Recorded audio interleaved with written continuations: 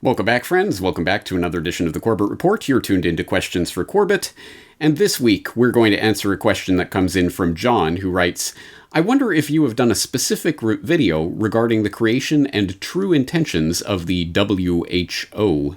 It's clear to me that they do not have our best interest at heart, but I wonder, is the WHO just another hijacked organization that started out with good intentions?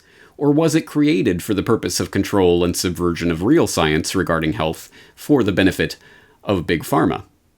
Excellent question, John. Thank you for asking it. And I, myself, always feel that I have quite thoroughly covered the World Health Organization, at least during the swine flu scamdemic of a decade ago. I know I did a lot of work on that, and every time I go to check that work, because I'm sure there's an article or a video that I did that encapsulated that, I find that there isn't. That's been spread out over several different articles and videos and different things that I've done. So let's create a sort of one-stop shop for WHO information and discussion here at the Corbett Report that will summarize some of that previous information, bring us up to date on some recent developments, and leave this as a space, obviously, as always, open to the Corbett Report community to contribute your own information and relevant documents regarding your research on the World Health Organization, its origins and intentions. So let's start with brass tacks. I know everyone in the audience has heard of the World Health Organization, certainly as we enter the COVID era. Everyone has heard of the WHO and has some vague sense of it as being some sort of international health body, but what exactly does it do, and what powers does it have, and from whence does it derive its authority? And the specific answer to that is that the World Health Organization is a specialized agency of the United Nations. It was established in April of 1948, specifically on the 7th of April, which is now commemorated as World Health Day in honor of the establishment of the World Health Organization. And it was the first specialized agency of the UN that was subscribed to by all UN members at that time. It currently boasts a membership of 194 states, including every single member of the United Nations, except for Liechtenstein, the Cook Islands, and Niue, for whatever reason, and does have a couple of observer states and participants. Taiwan, as you may know, has an interesting history with the United Nations and was participating as Chinese Taipei for several years, but then was never invited back.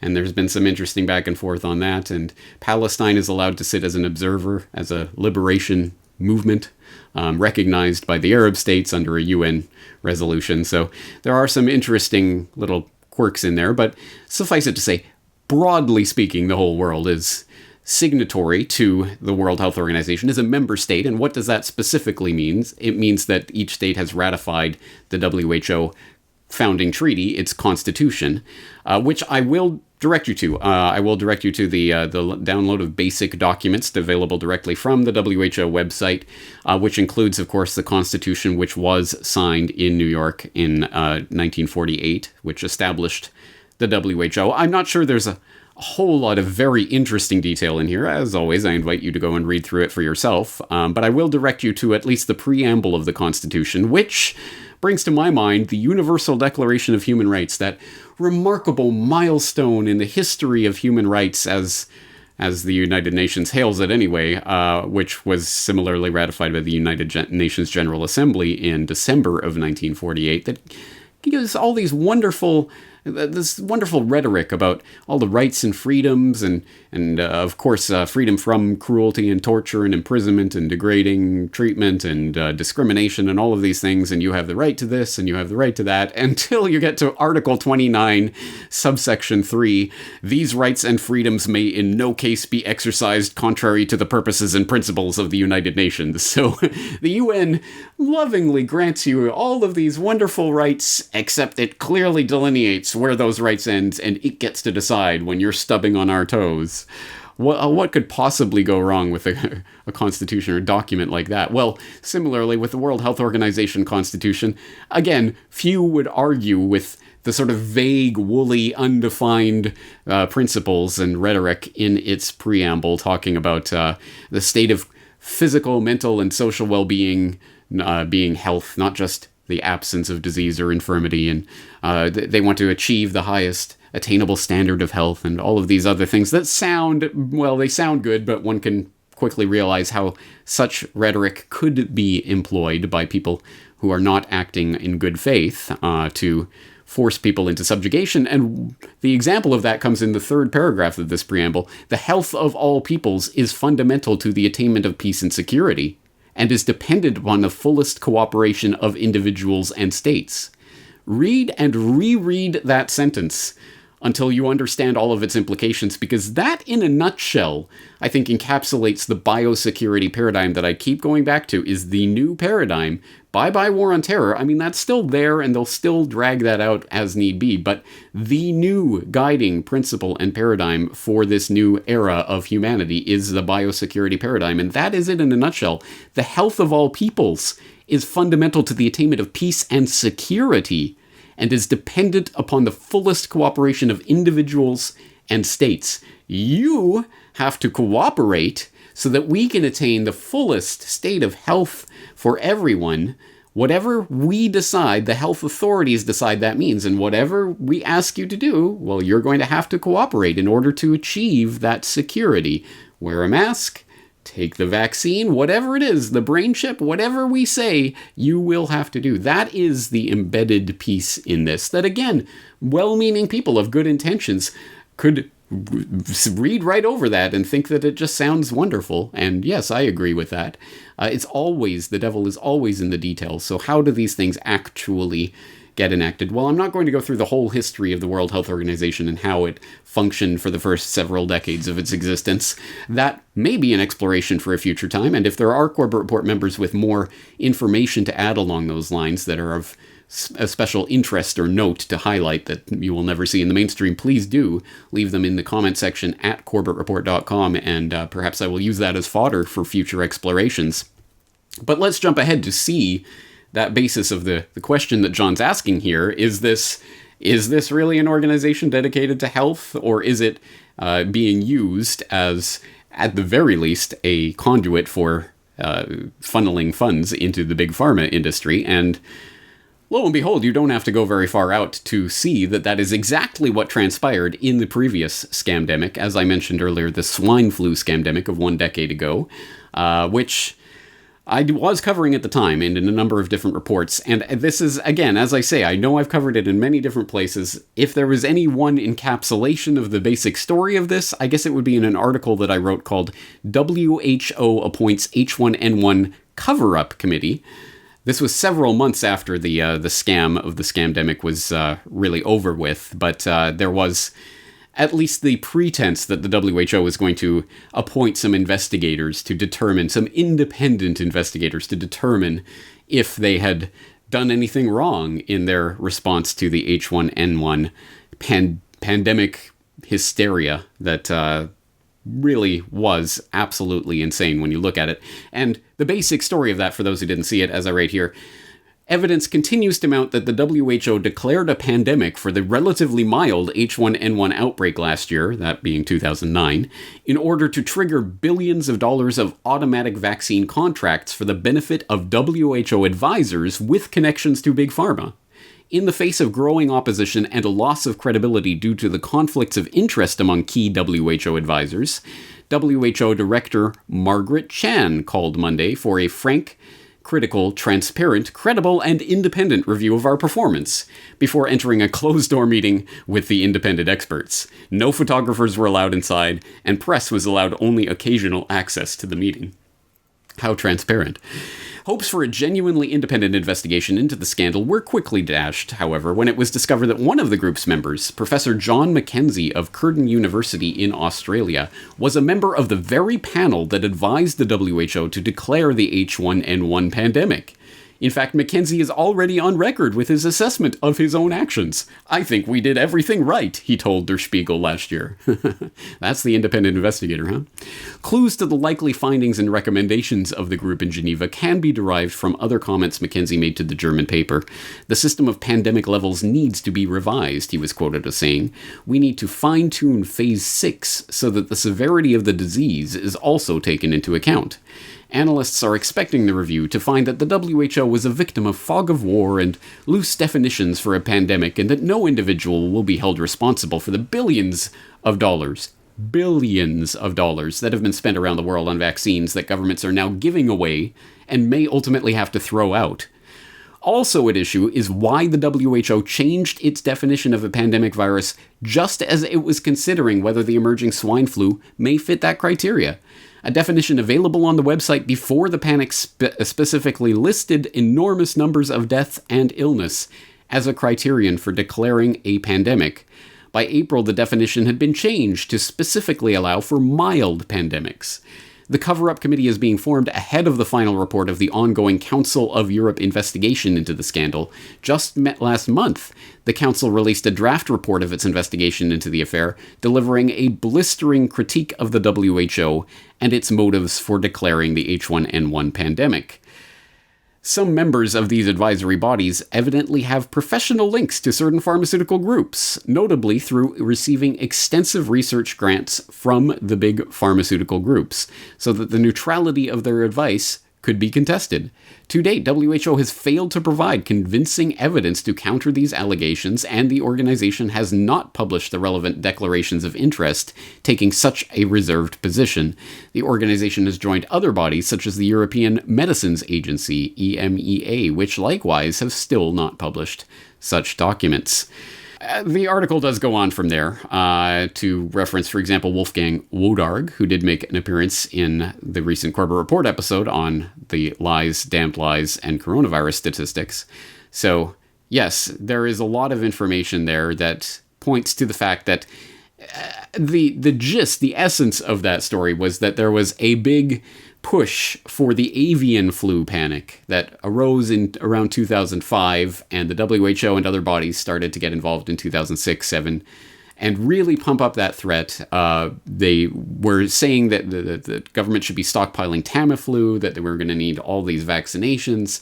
That fizzled out and died out, and all of that research money that Big Pharma had been investing in the bird flu scamdemic that didn't even happen, was going to go down the drain, and then suddenly the swine flu, will use that as the excuse, and the WHO declares a public health emergency of international concern, a PHEIC, which is part of the International Health Regulations of 2005, to which basically the entire world is a signatory member, which does such things as allow the WHO to operate with impunity in any given space, and as was being declared at the time, even by mainstream experts, when this was invoked in the Ebola scare of several years ago.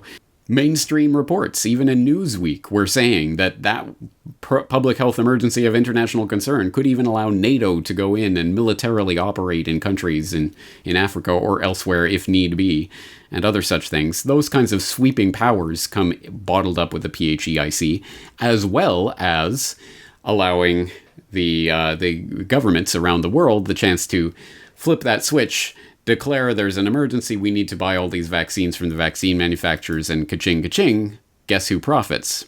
Not only the WHO, but also, of course, the members on the committee that was advising the WHO on the severity of the H1N1 pandemic that caused them to declare the public health emergency of international concern, that were sitting on the boards of various pharmaceutical manufacturers that stood to directly profit from them. And we'll detail a little bit of that. But let's put a couple of things on the record. For example, as the Council of Europe noted, the WHO changed its definition of a pandemic just 1 month before declaring the H1N1 pandemic emergency. And you can get this directly from the World Health Organization site by way of the Wayback Machine, which I know that everyone in my audience is well familiar with by now, right? But at any rate, there will be a link in the show notes to the Wayback Machine archived copy of the World Health Organization's page on pandemic preparedness as it appeared on April 18th of 2009, where it declared that an influenza pandemic occurs when a new influenza virus appears against which the human population has no immunity, resulting in epidemics worldwide with enormous numbers of deaths and illness. That was the WHO's own definition of an influenza pandemic in April of 2009.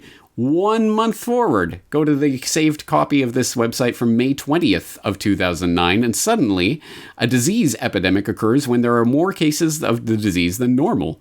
A pandemic is a worldwide epidemic of a disease. An influenza pandemic may occur when a new influenza virus appears against which the human population has no immunity. Period. Yes, they literally just removed any reference to enormous numbers of deaths and illness. You don't even need that as part of the definition in May of 2009, right when they started to declare H1N1 as an influenza pandemic. I wonder why they did that. Oh, that's right, so that they could declare it a pandemic. And that was part of the conclusion of that report from the Council of Europe. I will include the link so you can go and read it for yourself. The handling of the H1N1 pandemic, more transparency needed. That was the draft report by the Council of Europe that was released in 2010. And there was more information on that that was followed up, even by mainstream sources like the British Medical Journal, the BMJ, had a report up on that I'll throw in the show notes, talking about the World Health Organization and conspiracy. You don't have to go out on a limb. I mean, even the BMJ is running reports on WHO and the pandemic flu conspiracies, which specifically noted that there was conflicts of interest in the advisory panel that was advising the WHO on whether or not the H1N1 pandemic was worth declaring as an emergency. So, again, there's a lot to go into. I will throw in a link to a very important article from William Engdahl, who had an article, WHO Swine Flu Pope Under Investigation for Gross Conflict of Interest, looking specifically at Dr. Flu, Professor Albert Osterhaus, a Dutch researcher who was very pervasive and everywhere, certainly in the Netherlands and in Europe generally, hyping up first the H5N1, the avian flu pandemic possibility, the scare surrounding that, and then jumping on the H1N1 pandemic hysteria bandwagon, and who, surprise, surprise, had, again, financial interest in companies that financially stood to benefit from that. Another incredible, this is just... It would be hilarious if it was not so in-your-face mocking of you and your intelligence, but I will include a link to the AFP report from December of 2009, which notes that World Health Organization chief yet to be vaccinated against swine flu. World Health Organization chief Margaret Chan revealed Tuesday that she had yet to be vaccinated against the swine flu virus, which had killed over 11,500 people worldwide. I have asked my medical service to inquire where I can go to get my vaccination, she told reporters in Geneva, pointing out that she has just returned from leave. You can't expect me to have a vaccine. I was on leave. The WHO Director General stressed that she would of course get vaccinated and that many of my staff at the WHO have already taken their jabs against the H1N1 virus. Keep in mind, this was December 29, 2009, i.e. the doorstep of 2010. The entire pandemic flu hysteria had long since come and gone by that point and had fizzled out into nothing. And she never got a vaccine. Think about that. And the only surprising part of that story is that it was admitted and reported on. And don't worry, guys. Yeah, of course I'll get I just have to find some sort of window in my schedule, and it was never followed up. Surprise, surprise. But that's exactly how these things roll. On a much more serious and concerning note than even all of that, because in one sense, if this was just a swindle, well, then it's just a swindle. I mean, yes, of course, this is just a big money pile that the pigs are going to come feed at the trough because the trough is there. You know, this is what else would you expect from government? And we could all roll our eyes at this, but it's actually, of course, as you know, much, much worse than this. And the power grab that is implicit in this biosecurity paradigm is really incredible, really breathtaking, to the point where people still, I don't think, have their full mind around it.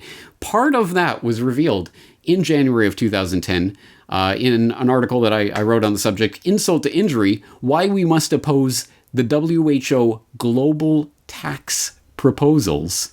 Fresh on the heels of a Dutch investigation into the conflicts of interest of their chief influenza advisor, and the bombshell announcement that the Council of Europe will be probing their role in creating the WHO's role, in creating and sustaining panic over the recent H1N1 outbreak in order to sell vaccines for Big Pharma, the World Health Organization is now considering innovative proposals for raising additional revenues, including levying a global tax on internet activity. The startling revelation comes in a report submitted by an expert working group ahead of the biannual meeting of the WHO's executive board, tasked with finding a financial mechanism for funding the WHO's mandate of transferring health technologies to the developing world. The team of bureaucrats and medical researchers have spent the past 14 months developing a variety of suggestions, including a digital tax. Internet traffic is huge and likely to increase rapidly. This tax could yield tens of billions of US dollars from a broad base of users. A financial transaction tax. Brazil's financial transaction tax, set at 0.38% levied on paying bills online and major withdrawals, it was raising an estimated $20 billion per year and funding some 87% of the government's key social protection program, Bolsa Familia, before it was voted down. An arms trade tax, a 10% tax on the arms trade market, which might net about $5 billion per annum. The funds raised from such schemes, ranging from the tens of billions of dollars, depending on which plans are enacted, would be ostensibly used to aid in the transfer of medical technologies to the developing world so that local research, development, and production of medicines can be ramped up.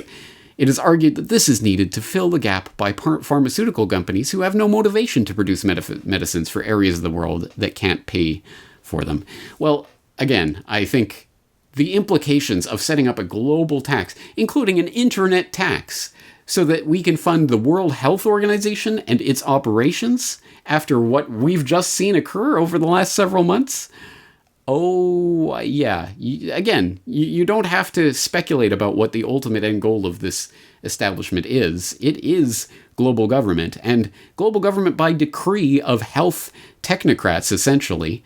Of course, the real question that this gets to, though, is the funding. I mean, as always, follow the money. This is not about some bureaucrats doing a little hustle in Geneva on the behalf of the United Nations. That's small potatoes. No, it is the string pullers who are really making the decisions here. So the real question then is, well, how is the World Health Organization funded? And well, we don't have to speculate anything about that. We can go to even the World Economic Forum, our good friends at the WEF, the co-hosts of Event 201, who have announced the global reset as a result of this new COVID normal. They have a page up on how is the World Health Organization funded, where they break down the major sponsors of the WHO. But, of course, you will already know from having watched the Who is Bill Gates documentary exactly who is one of the biggest funders of the WHO. From the start, the World Health Organization has directed the global response to the current pandemic. From its initial monitoring of the outbreak in Wuhan and its declaration in January that there was no evidence of human-to-human transmission, to its live media briefings and its technical guidance on country-level planning and other matters, the WHO has been the body setting the guidelines and recommendations shaping the global response to this outbreak. But even the World Health Organization itself is largely reliant on funds from the Bill and Melinda Gates Foundation. The WHO's most recent donor report shows that the Bill and Melinda Gates Foundation is the organization's second largest donor behind the United States government. The Gates Foundation single-handedly contributes more to the World Health Body than Australia, Canada, France, Germany, Russia, and the UK combined. What's more, current World Health Organization Director General Tedros Adhanom Ghebreyesus is in fact, like Bill Gates himself, not a medical doctor at all, but the controversial ex-Minister of Health of Ethiopia, who was accused of covering up 3 cholera outbreaks in the country during his tenure. Before joining the WHO, he served as chair of the Gates-founded Global Fund to fight AIDS, tuberculosis, and malaria, and sat on the board of the Gates-founded Gavi, the Vaccine Alliance, and the Gates-funded Stop TB Partnership. Now, it goes without saying that if you have not yet watched the Who is Bill Gates documentary, you must go directly to corbettreport.com/Gates and watch, read, or listen to that documentary in its entirety. It's all up there for free. But let's just underline a few of the points made there. For example, number one, yes, you can go to the WHO's most recent results report, its program budget for 2018-2019, the midterm review, where on page 82 of that report, the WHO has provided a handy-dandy infographic on the top 20 contributors to the program budget 2018, showing that, yes, the number one contributor is the United States of America, with so many billions in assessed contributions, and then so many billions in voluntary contributions.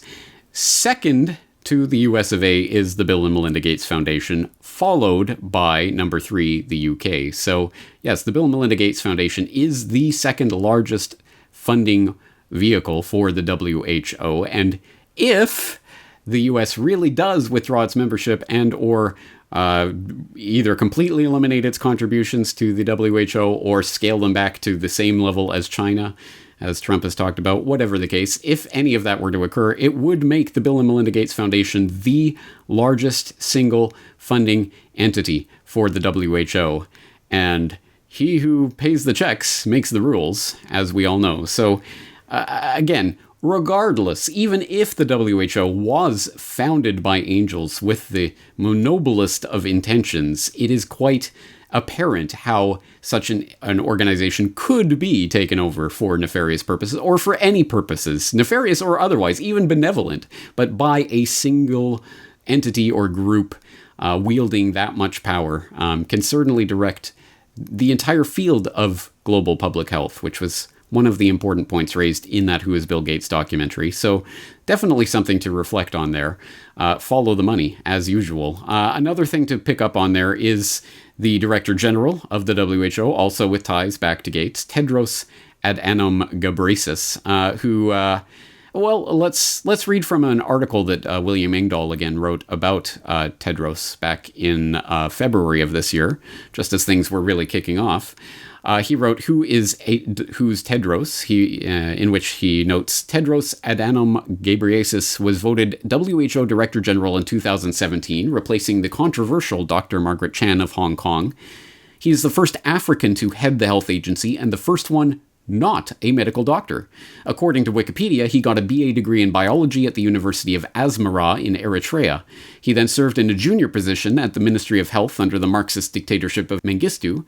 After the fall of Mengistu in 1991, Tedros went on to the UK and took a doctorate of philosophy in community health from the University of Nottingham in 2000, with a doctoral dissertation on the effects of dams on malaria transmission in Tigray region, northern Ethiopia. He then went on to become Minister of Health from 2005 to 2012 under Prime Minister Meles Zenawi.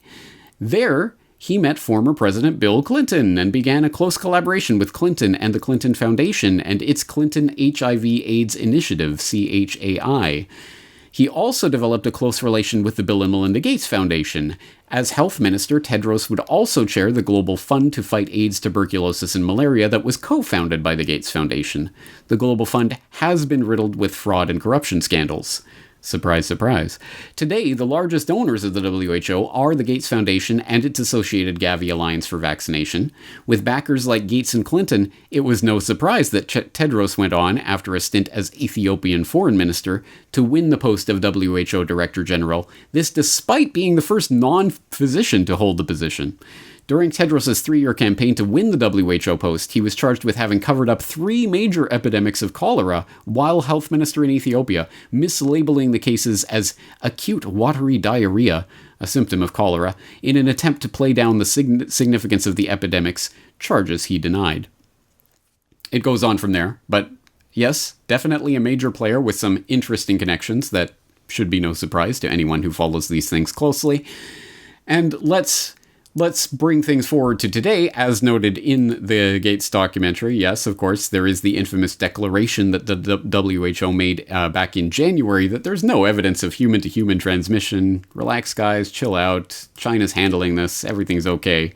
Which, of course, changed on a dime when the narrative decided to change. When the switch was flipped, they got on board with a certain message. But it's interesting the way that unfolded. For those who weren't paying so close attention at the time, it's good to go back and re-look at when and how the WHO actually declared the health emergency for the coronavirus outbreak.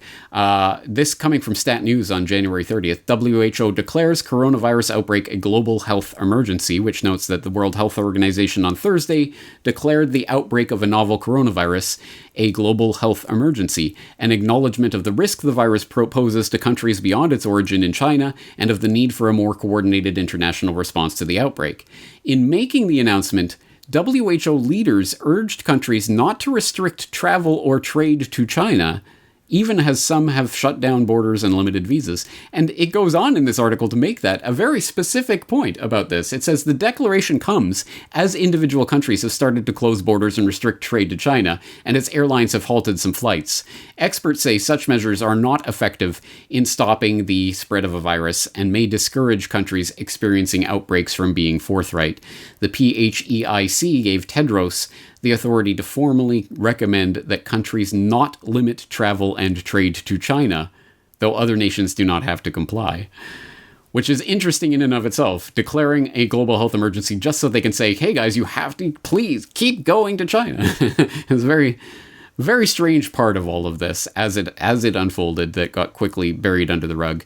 And the WHO, of course, has had its hands in absolutely every aspect of this crisis as it has developed over the last several months. And of course, we all remember that the WHO's emergency chief, Dr. Michael Ryan, saying that at some point it might be necessary to forcibly come in and take infected people out of their homes, away from their families, and quarantine them. Or take your children, come in and take your children and quarantine them as long as they have the possibility of spreading the infection. That gives us the power to do basically anything.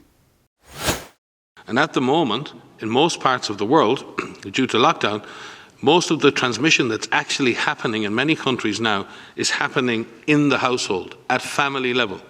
In some senses, transmission has been taken off the streets and pushed back into family units. Now we need to go and look in families to find those people who may be sick and remove them and isolate them.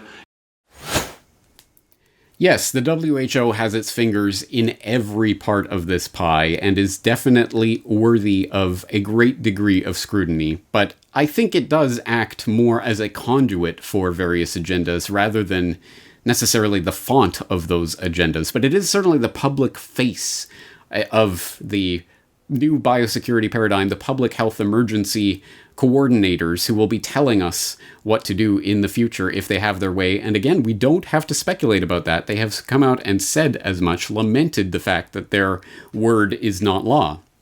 I say this advisedly because going back to that scamdemic season of 2009-2010, I did write in early January an article on WHO's Chan, that was then Director General Margaret Chan, public's obedience to health officials may be fading.